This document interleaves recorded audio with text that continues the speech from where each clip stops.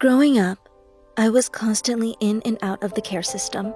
My mom was never a good parent.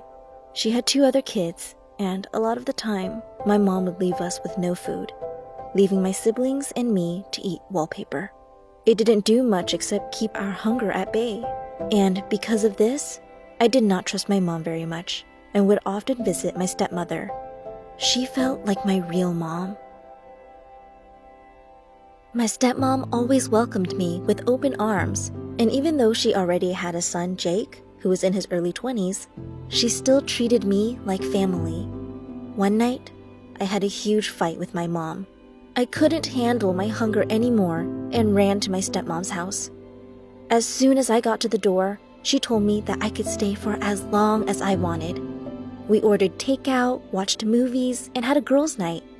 It started to get late, and my stepmom told me that I could sleep with her in her room. At first, I didn't know what to do. My brain was still catching up to my body as I laid under the covers. The longer I laid there, the further up I felt a hand move up my legs and squeeze my thighs tightly until it reached the side of my hip, pulling my pajama bottoms down. I didn't understand what was happening. I wanted to wake my stepmom up, but I was afraid, so I laid there frozen, hoping this was just a terrible dream. I somehow got my senses back and knew I had to do something. I couldn't let this go on any further, so I started to quickly shake my leg, hoping to wake up my stepmom, or at least get it to stop by letting them know that I was awake. My heart began thumping really hard in my chest, and in my fear, I slowly and quietly got out of bed, and as I crept off, I could see my stepmom fast asleep next to me. When I looked down at the bottom of the bed, I saw a man laying there. I couldn't make out who he was, but as soon as I saw him, I ran out of the room and into the bathroom. I locked myself and started sobbing, trying to muffle the noise. I didn't know how to react to what just happened, but instead of going back to that bed, I headed downstairs. I was too afraid to go back into my stepmom's room, so I laid down on the sofa and wrapped a quilt around my body, trying to calm my nerves and protect myself. I stared into the darkness, trying to rationalize my thoughts, when suddenly, I heard the floorboard creak and footsteps getting closer and closer. I froze, terrified of what would come next. I squeezed my eyes shut as the person lay down on the floor next to me. All I could smell was their breath, a mix of alcohol, cigarettes, and vomit. I suddenly felt a hand push through the blanket, and this time, it didn't stop at my pants, and roughly pushed through the fabric and into my underwear. It hurt so much, but I was frozen from the pain and scared of what more this man would do to me. I laid there for what felt like an eternity, silently crying, trying not to make any noise. I hoped he would stop, but he didn't. It went on for what felt like hours, until I couldn't sit still anymore and pushed the hand away. I sat up on the couch and looked down, but what I saw next broke my heart. On the floor was my stepbrother, Jake.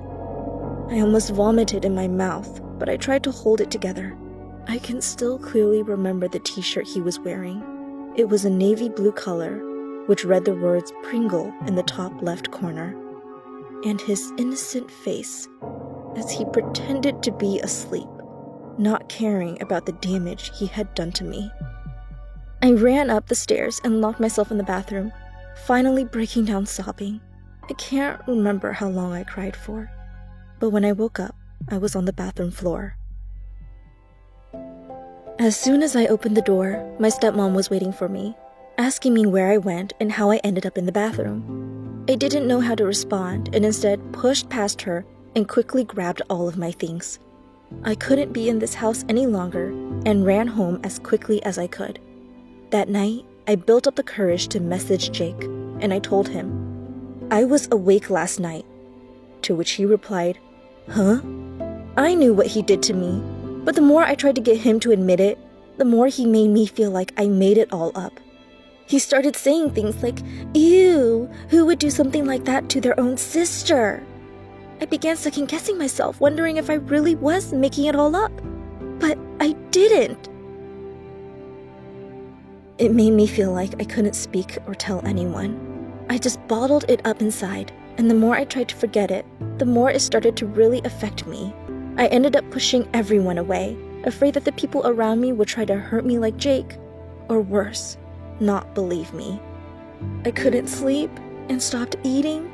I felt stupid and weak for not stopping it when I could have, and regret not waking up my stepmom. I couldn't get over what had happened to me. It would feel like I was ripping my stepbrother's cold hands off me. My stepmom found me with all of my letters that detailed my assault. In them, I wrote exactly what he did and how badly it affected my life. She was absolutely distraught when she read it, but she refused to believe me and chose her precious son instead. My stepmom accused me of making up lies, saying that I was being selfish. My whole world shattered when she turned her back on me. It broke my heart, and in some ways, I felt like I was the one to blame for what my stepbrother did, and the family I had lost. A few weeks passed, and I just couldn't keep it in anymore, and ended up telling one of my brothers. He convinced me to go to the police. When I told them my story, I couldn't help but break down and start sobbing. It felt like a weight had been lifted off my shoulders to finally have someone believe me. In the end, I decided not to press charges. I was already struggling to cope, and I just wanted to move on. I am now 16, and it has been a long time since the incident. My only regret was that I did not tell anyone sooner, and kept it to myself for so long. But I can now say that I am finally happy. I also have an amazing boyfriend who has been so understanding. He has helped me come to terms with the whole situation.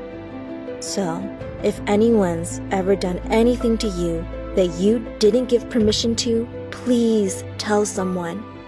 Don't ever feel like you can't say anything because no one should ever take away your consent.